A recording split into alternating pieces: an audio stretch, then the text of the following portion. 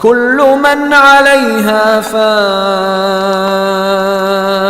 ويبقى وجه ربك ذو الجلال والإكرام فبأي آلاء ربكما تكذبان يسأله من في السماوات والأرض كل يوم هو في شأن فبأي آلاء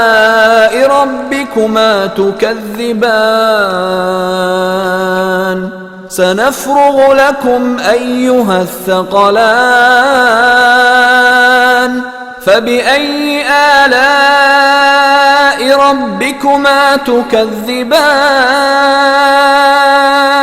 يا معشر الجن والإنس إن استطعتم أن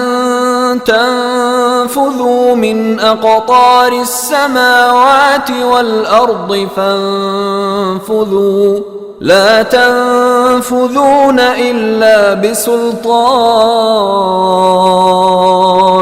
فبأي آلاء ربكما تكذبان يرسل عليكما شواظ من نار ونحاس فلا تنتصران فبأي آلاء ربكما تكذبان فإذا انشقت السماء